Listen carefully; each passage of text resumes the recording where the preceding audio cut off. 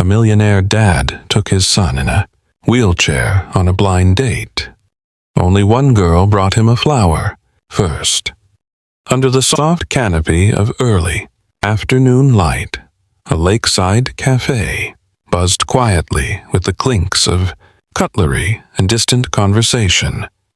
At a window-side table, however, silence lingered.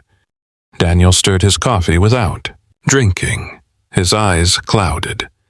Across from him sat his 5-year-old son, Caleb, in a small wheelchair.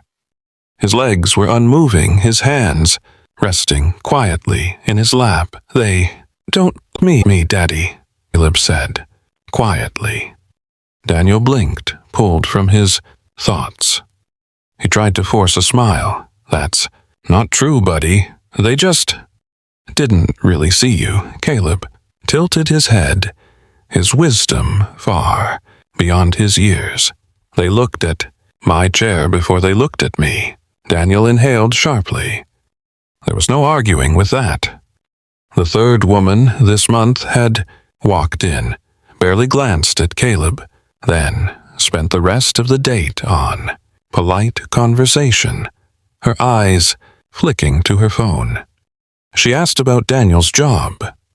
She never asked Caleb about his favorite color or what made him laugh.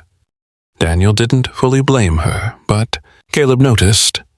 He always noticed. "Daddy," Caleb said again, "you don't have to keep doing this for me." Daniel managed a small smile. "I'm not doing it just for you.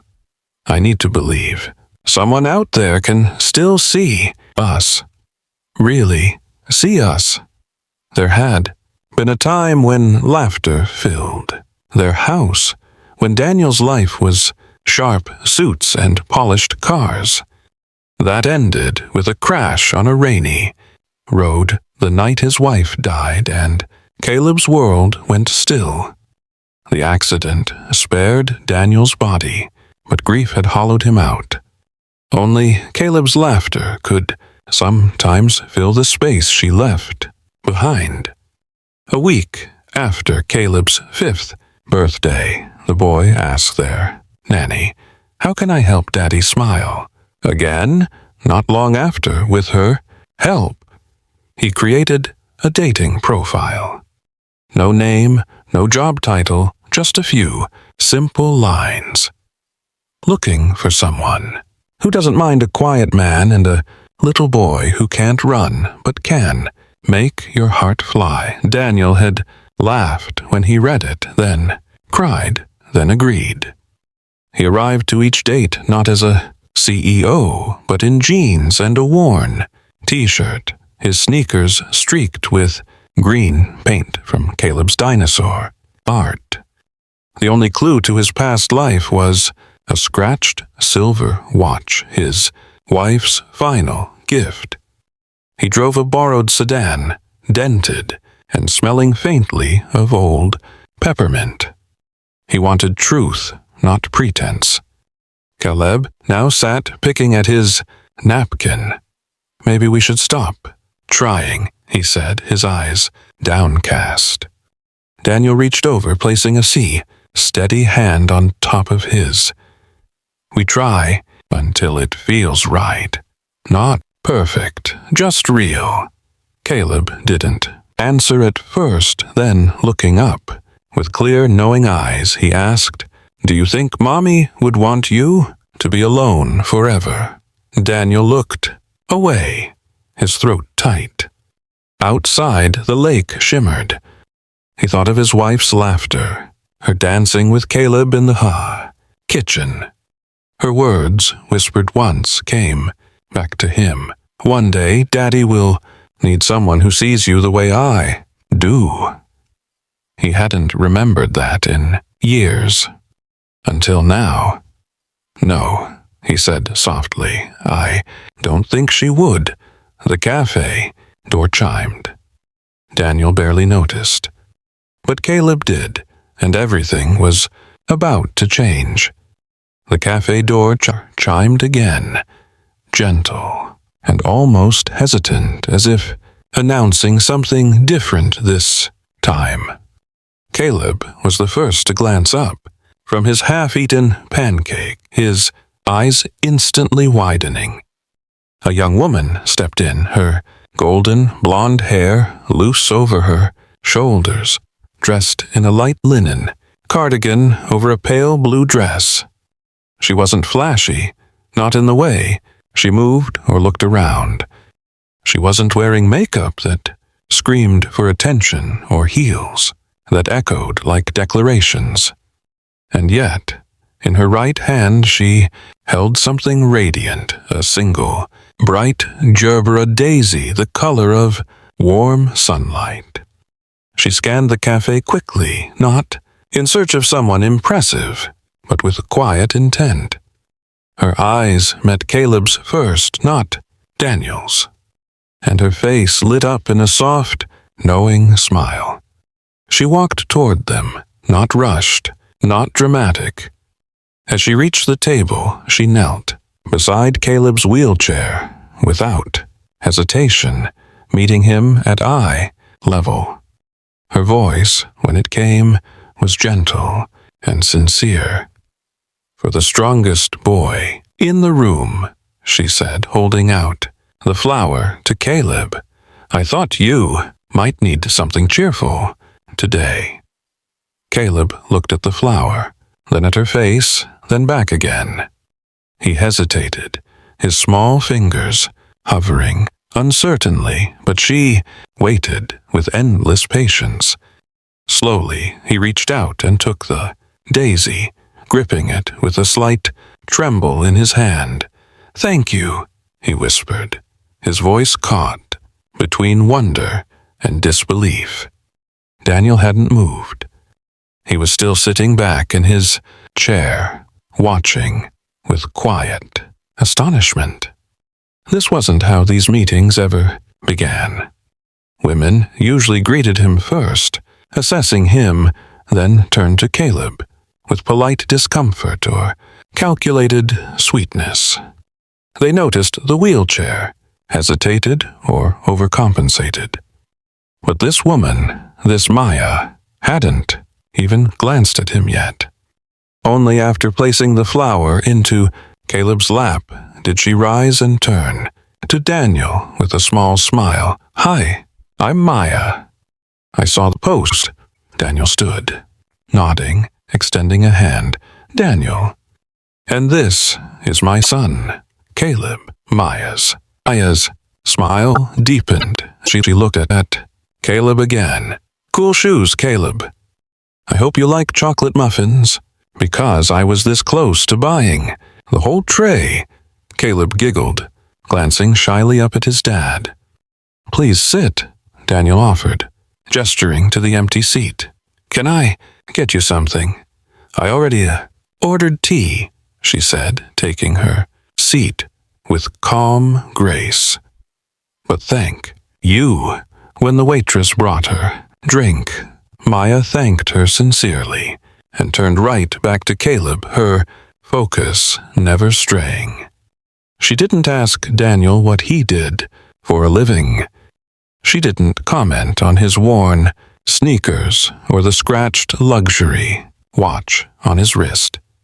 She just leaned in slightly and asked Caleb, "Do your legs ever feel tired, even if they don't move much?" Caleb nodded. "Yeah, it's like they're too heavy."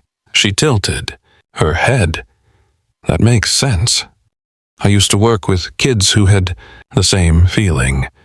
Stretching helps." "Do you do stretches at home?" Daniel responded.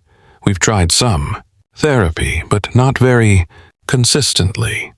"No judgment," Maya replied gently. "Even a little bit helps." "Kids like Caleb," she paused, looking at him warmly, "they store a lot of strength in their upper bodies. We just need to make sure their legs don't feel forgotten." Caleb looked fascinated. "I want to be an astronaut, but my rocket might need wheels." Maya laughed, a sound that was full and unfiltered. That's the smartest kind of rocket. Wheels are perfect for planets that don't have good landing zones. Daniel watched as his sun lit up. Caleb animatedly told Maya about the rocket he drew last night, about planets made of cheese and how he wanted to fly with his dad beside him. Maya listened, asked questions, and made jokes. She didn't speak to Caleb like he was fragile. She spoke to him like he mattered. Daniel felt his shoulders lower for the first time in a long time. He hadn't even realized how tense he'd been. They ordered food, lemonade, chocolate milk, pancakes, and sandwiches. The conversation flowed easier than it had with anyone else. Maya was relaxed, funny, and deeply kind. When Caleb asked if she liked dinosaurs, she launched into a story about a nightmare she once had about being chased by a T-Rex through a supermarket. Then, as Caleb tried to grab his spoon again, he missed. It clattered to the floor with a sharp sound. He froze, his face falling.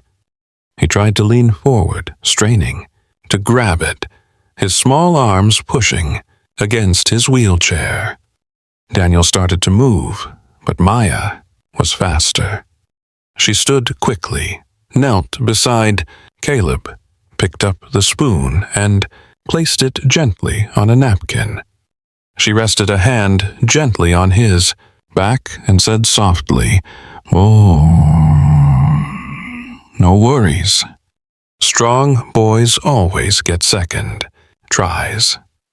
Caleb looked up at her, his eyes wide, his lips parted as if he'd just heard something magical. Daniel watched her, really watched. Her, and for the first time in years, something opened in his chest. This woman hadn't come to be impressed. She had come to be present. She sat back down as if nothing had happened. But for Daniel and for Caleb, everything had.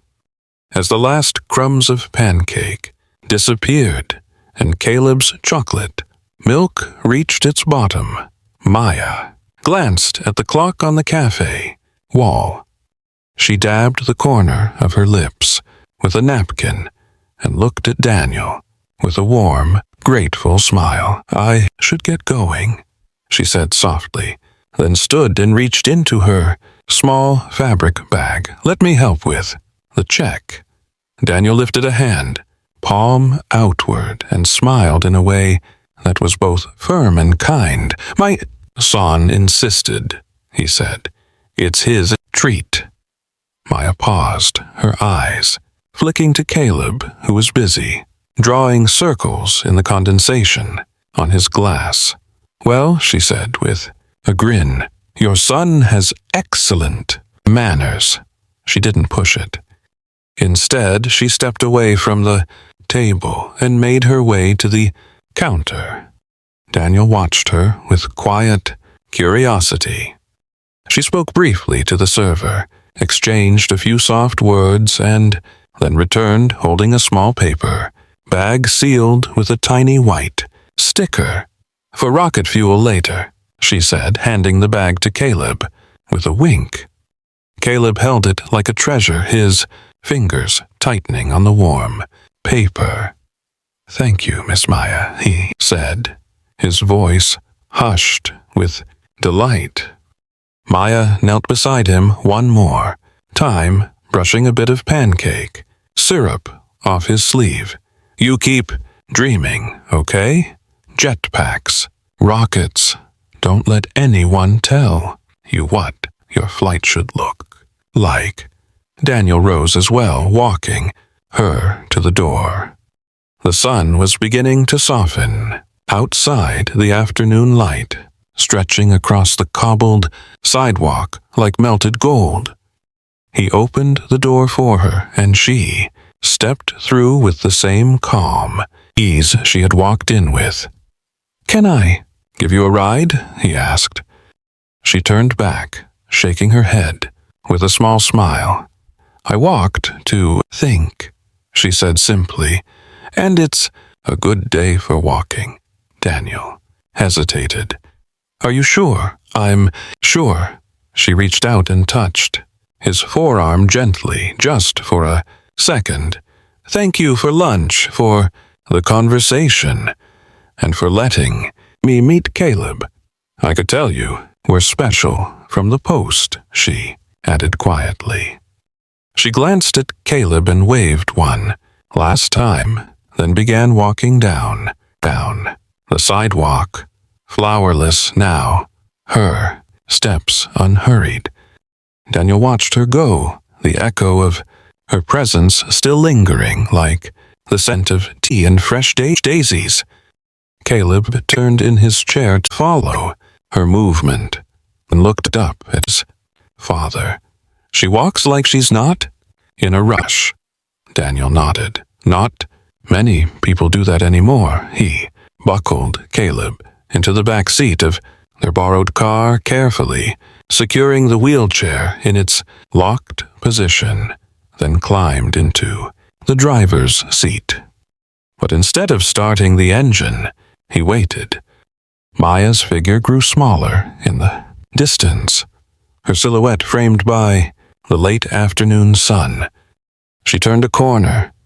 Daniel started the engine, shifted into gear, and followed slowly at a respectful distance. He wasn't stalking her, not checking up on her, but simply ensuring she got home safely. She walked past a grocery store, waved to someone she knew at a flower stand, then turned down a side street lined with small, modest apartment buildings. Daniel watched as she paused in front of a narrow gate with rusting hinges. She reached into her bag, pulled out a key, and unlocked it. The porch light was off. There was no welcome mat, no potted plants, just a thin metal door and a mailbox with peeling numbers. She glanced once behind her, as if she sensed the car, but didn't stop. She stepped inside, the door clicking shut behind her. Daniel sat for a moment, engine idling, his eyes fixed on the now quiet building. Caleb broke the silence. "Are we going home, Daddy?" Daniel nodded, slowly. "Yeah, buddy." "We are." He turned the car around and pulled back onto the road. But his mind stayed behind on that quiet street in the way she had smiled at Caleb like he was the center of the world, in the way she had asked nothing of him, only listened, only cared. And he wondered, not for the first time, how someone so ordinary could leave behind a silence that felt so extraordinary. Maya pushed open the door to her small apartment and stepped inside, letting it close quietly behind her. The lock clicked in the silence. No lights were on, just the faint glow of a street lamp outside, casting soft stripes across the worn rug and the old couch she'd bought from a church sale. She set her bag down and slipped off her shoes. The air inside held a faint trace of cinnamon, a leftover scent from a candle she could no longer afford to burn. Tonight, the apartment was cool, dim, and still. She walked to the kitchenette, found a chipped glass, filled it with water, and placed the daisy gently in seat. She set it on the windowsill, watching it sway slightly, uneven, but steady. Her gaze shifted to a photo beside her bed. A cracked frame held the image of her and her younger brother Eli. Maya was maybe 12, arms wrapped, Around the small boy in a wheelchair, both of them smiling at something outside the frame. Eli had been born with severe cerebral palsy. He never walked or talked much, but his laughter filled every room. When their mother died of a stroke, Maya was only 11. No relatives stepped in, only a social worker with papers and lists of shelters. Maya had refused to let go of Eli's wheelchair. They stayed together through foster homes, food stamps, long nights, and cold winters. She learned how to lift him, mix his medicine, and make him laugh, even when she was breaking inside. Eli passed away at 10 years old during a bad flu season. Maya stayed beside him in the hospital for 3 days, humming lullabies and holding his hand. After he was gone, the silence that followed changed her forever. She couldn't see herself working in an office. She wanted to be with children, to offer what she had tried to give Eli: comfort, joy, and the sense that they mattered. So, she became a preschool teacher. The pay was modest, but each small smile, each brave first step was worth more than any paycheck. Maya sat down on the edge of her bed, pulling her knees to her chest. The quiet wrapped around her like a familiar coat. But tonight, it felt different. She thought of Caleb, his tiny hand, clutching the daisy the way he talked about rockets. There was a spark in his eyes, gentle but so alive.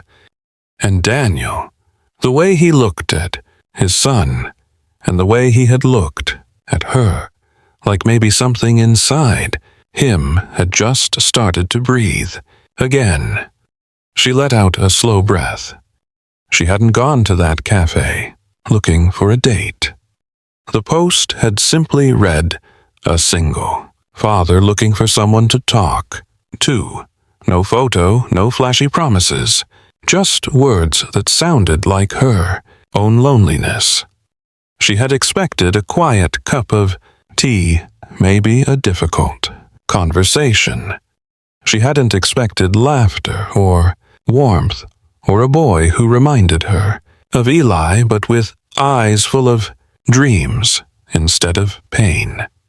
Maya glanced at the daisy again.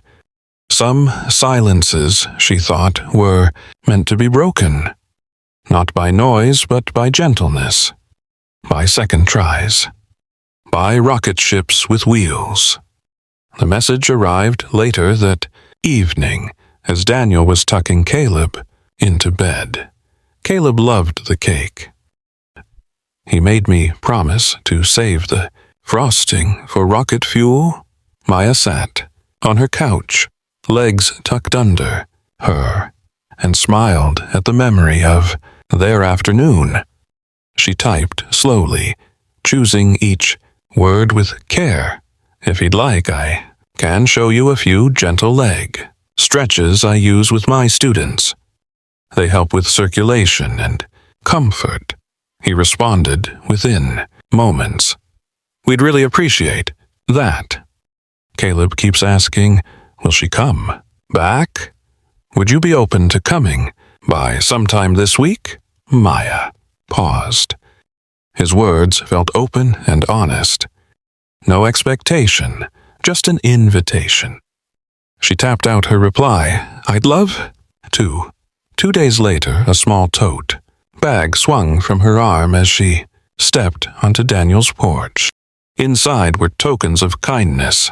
A rocket toy crafted from recycled milk cartons, a tin of star-shaped cookies she'd baked the night before, and a children's book about an astronaut who used a wheelchair. Opening the door revealed a modest, lived-in home. It didn't scream wealth, just warmth.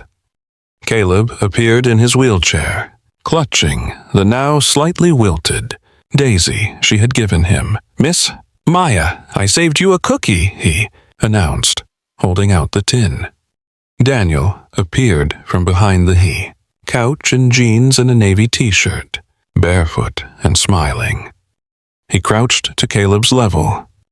"We've been counting the hours." Maya laughed and knelt beside Caleb. "Good thing I brought backups, just in case the first ones didn't survive the ride." They moved into a cozy living area, strewn with books and toys. Maya brought out the cardboard rocket and showed Caleb how the wings folded. He marveled at it, his eyes wide. Daniel watched quietly from the side, arms folded loosely, his expression softer than she'd ever seen it. Once Caleb was occupied, Maya shifted her focus. "Shall we try a few of those stretches?" she asked Daniel. She guided him through gentle ankle rolls, knee bends, and even showed him a warm compress trick, all things she'd perfected with her students. Daniel followed attentively, phone in hand to jot down the steps. "You have a beautiful home," Maya said, softly after one particularly relaxing stretch. He nodded. "It's quieter than it used to be." Her eyes softened with understanding. She pointed to the framed photos on a shelf. "I can feel the love here." Later, they carried snacks to the kitchen. As she reached for a bowl, she noticed a framed article affixed to the fridge with a magnet.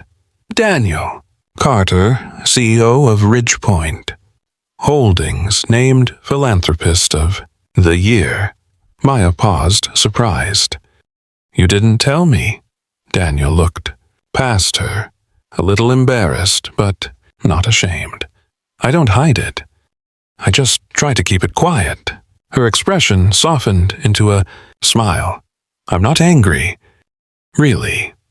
Besides, I still think Caleb is the real star here." He chuckled, relief flashing in his eyes. "I think so too." Back in the living room, they sat on the rug to make miniature cookies out of modeling clay. Daniel struggled to shape his, and Caleb burst into laughter. "Daddy, yours look like moon rocks." "They're artisan," Daniel defended, with a grin. Maya laughed so hard she dropped her tiny rolling pin. As she bent to pick it up, her hair fell forward in a gentle wave. As the afternoon light faded and the shadows lengthened, they remained on the rug surrounded by crayons, clay crumbs, and laughter. Maya observed Daniel, the curve of his smile, the gentle cadence of his voice, the way he leaned toward Caleb. This was a man rediscovering joy. Later, near a low windowsill, Maya helped Caleb stand for a short exercise. Daniel supported him under the arms while she adjusted his feet. As she straightened up, her hand brushed against Daniel's. They both paused, each silently registering the spark. "Daddy!" touched Miss Maya. Caleb's voice broke the hush, his innocent laughter filling the room. Maya and Daniel both laughed, a little flustered, but their eyes met and held for a brief, intimate moment, an unspoken acknowledgement of their growing closeness. As the evening wound down, Maya gathered her things, and Caleb looked up at her with pleading eyes. "Will you come again?" She knelt to his level, placing a gentle hand on his arm. "Only if there's more rocket fuel." His grin was radiant. "We'll make extra." Daniel opened the door to a dusky evening. "Thank you," he said, softly. "For what?" she asked, her footsteps pausing. "For being exactly who you are. Maya looked at him, then at Caleb, and waved. Good night. She walked away, under the warm glow of the street lamps. Daniel watched her leave, and for the first time since the accident, the house felt less empty, like it was ready to be filled with life again. The weeks that followed unfolded, like pages in a quiet novel. Daniel and Maya spoke often, sometimes through texts, sometimes late at night on the phone, and often over cups of tea in the kitchen, while Caleb colored dinosaurs in the next room. What began as friendly conversation about Caleb's needs gradually turned into something richer, deeper. They spoke of childhoods, of memories, and of scars. Daniel shared the crushing weight of his grief, the sound of his wife's laugh echoing in their now silent home, the way he sometimes reached for her in his sleep only to remember she was gone. Maya listened with the patience of someone who had known her own profound loss. She didn't offer empty platitudes. Instead, she shared her own story, her dream of becoming a writer when she was younger, a dream buried under medical bills and funeral costs. I used to write bedtime stories for Eli, she said, once, her voice soft, all about a knight in a wheelchair who could tame dragons. Daniel smiled. I think Caleb would love that. Some afternoons, the three of them ventured to the nearby park. Maya packed sandwiches and drew chalk hopscotch boards on the pavement. Caleb, though unable to jump, used a long stick to guide his wheels over the colors, laughing the whole time. Daniel watched as Maya ran beside him, cheering louder than anyone. Other days, they stayed in, building towers from cereal boxes or painting landscapes on old cardboard. Maya taught Caleb to draw his dreams. If you can imagine it, she told him, you're already halfway there. Caleb once drew a sahanatoa, spaceship shaped like a sunflower, and called it the Hope Rocket. Daniel started noticing the little things. How Maya always took her tea with just a splash of milk. How she hummed softly when she was concentrating. How she spoke to Caleb, not like a teacher or a caretaker, but like someone who believed in his wholeness, not his limitations. He also noticed the growing thrum in his own chest every time she laughed, or when her hand brushed his as they passed crayons across the table. But he said nothing, afraid to break the spell. Maya, too, felt the shift. The way Daniel looked at her, not with longing or loneliness, but with a deep gratitude. It scared her how safe she felt near him, how badly she wanted to stay. Still, neither of them dared to speak the words hanging in the air between them. One afternoon, a heavy rain surprised them during a backyard activity. They had been helping Caleb with upper body exercises, cheering as he maneuvered between small garden markers. The sky darkened quickly, thunder grumbling like a distant beast. "Storm's coming," Maya called, laughing as the first drops fell. Caleb squealed with joy. "Rain!" Rocket launch. But then the rain grew stronger, soaking through their clothes within seconds. Maya darted for the porch, shielding Caleb with her body as Daniel rushed inside for an umbrella.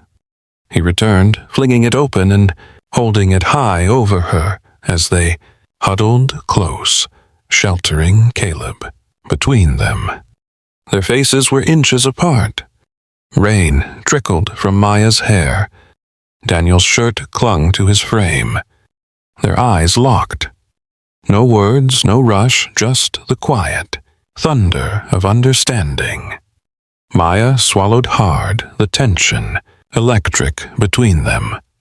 A flash of lightning lit up the sky, followed by a low rumble of thunder.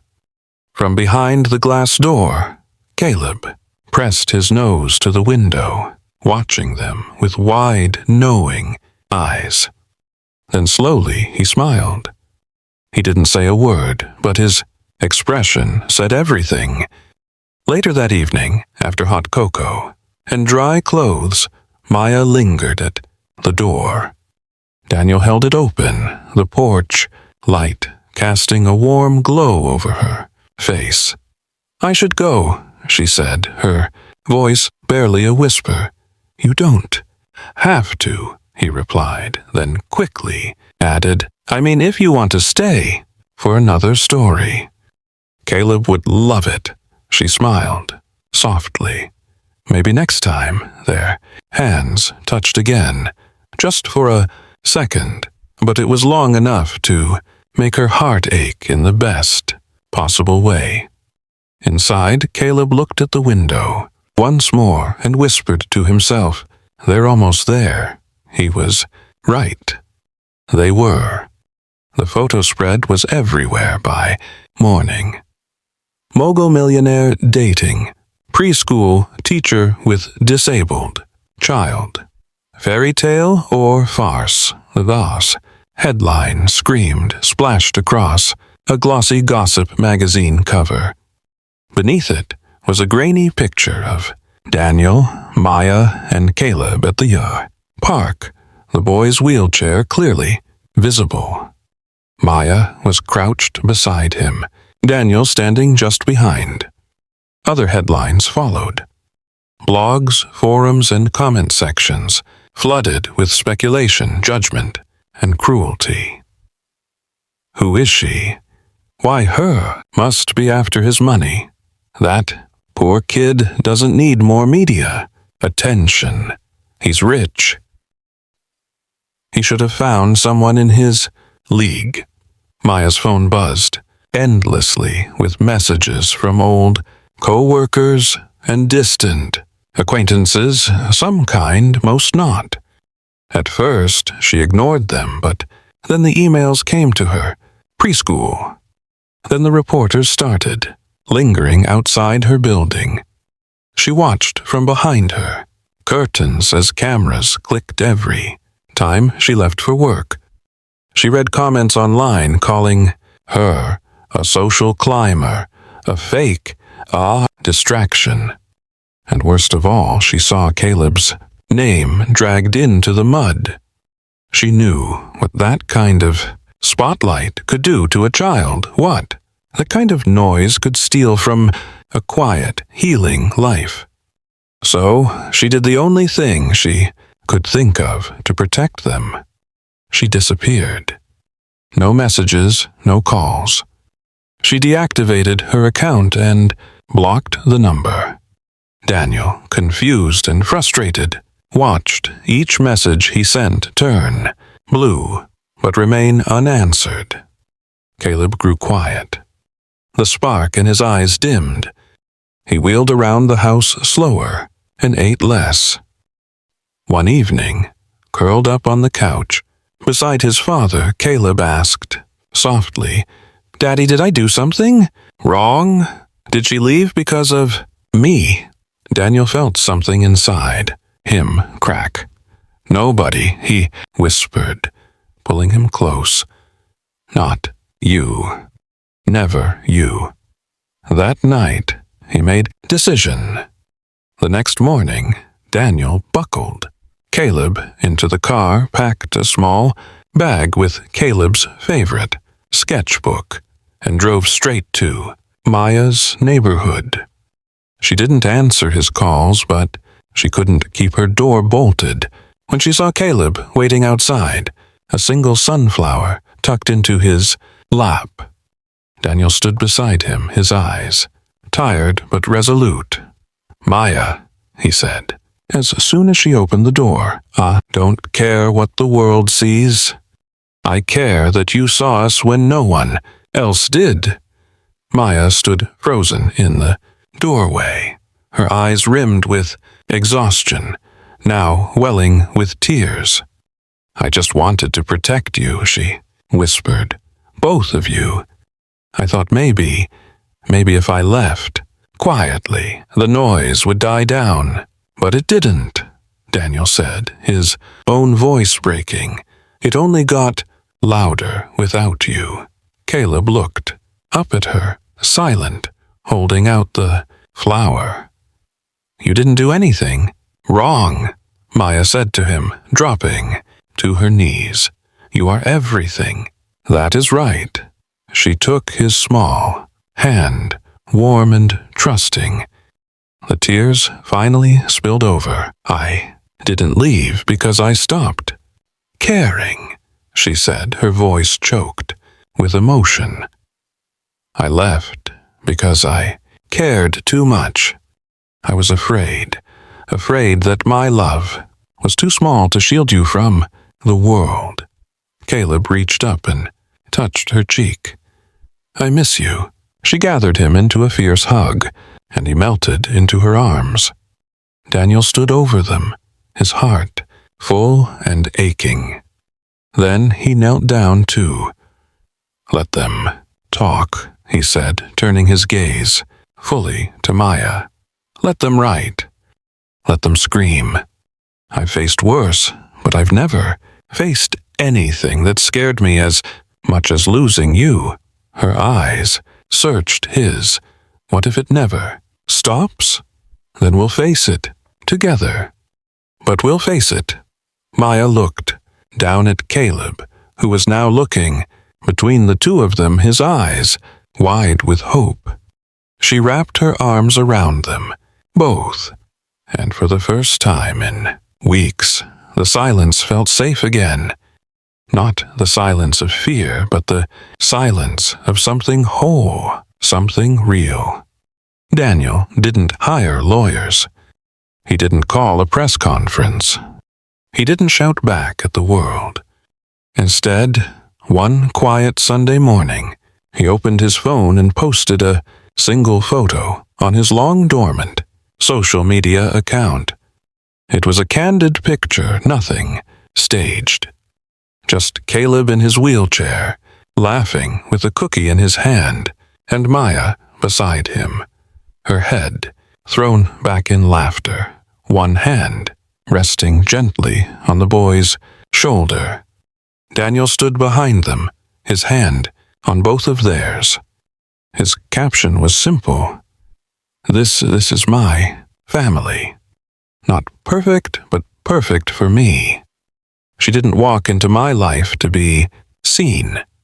She walked in and saw us, me and my son, when we were invisible. Her name is Maya, and she brought the light back into our world. Within hours, the post went viral. Thousands of comments poured in.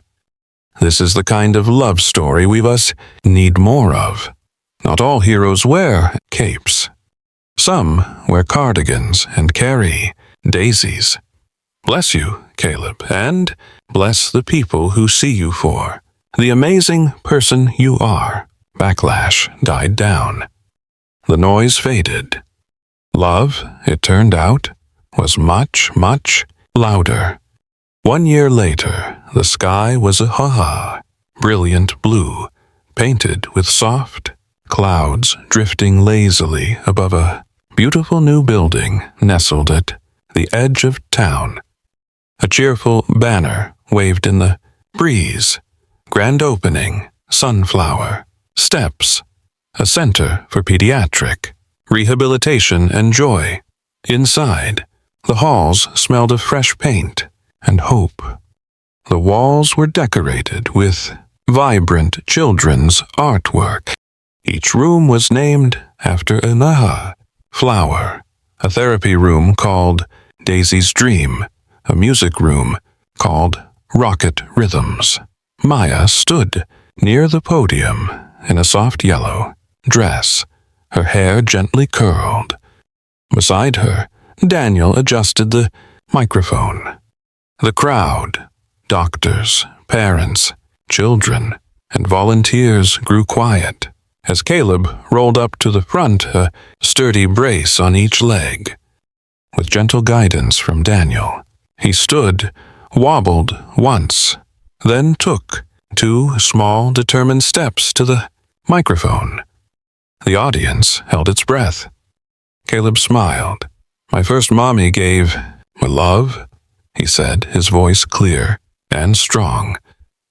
"But Miss Maya, she gave me flight." There was a moment of silence, then thunderous applause, then tears. Maya's hand trembled in Daniel's. Cameras clicked, but this time it was for celebration, not spectacle. As the crowd began to mingle, Daniel turned to Maya, pulling her gently toward the center's sunlit courtyard. He dropped to one knee, not with flourish or fanfare, but with a heart full of feeling. From his pocket, he pulled out a small, simple silver ring. "You brought a flower that day," he said, his voice thick with emotion. "But you gave us a garden. You gave me a reason to smile again. You gave Caleb a second chance at childhood, and you gave yourself to us completely and selflessly." Maya's eyes filled with happy tears, but she didn't look away. Daniel reached for her hand. "So, will you let us keep growing this garden together forever?" She laughed through her tears. "Only if I get to plant the tomatoes," Caleb cheered from the side. She said yes. Daniel stood, wrapped her in his arms, and for the first time, the future didn't feel like a shadow. It felt like a sunrise. Later, the 3 of them walked slowly down the long hallway of the center. Caleb held both their hands, his braces clicking softly on the floor.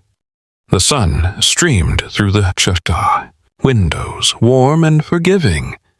The future, once a daunting shadow, now felt like a brilliant sunrise. Their little family, forged not from perfection, but from presence, was whole.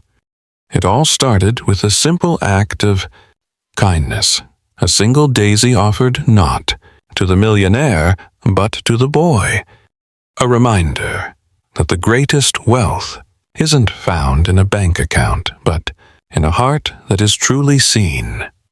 Thank you for joining us on this soul-stirring journey of love, resilience, and quiet courage. Daniel, Maya, and little Caleb remind us that true healing often arrives in the smallest moments, in a kind hand, and in someone who sees us for who we truly are.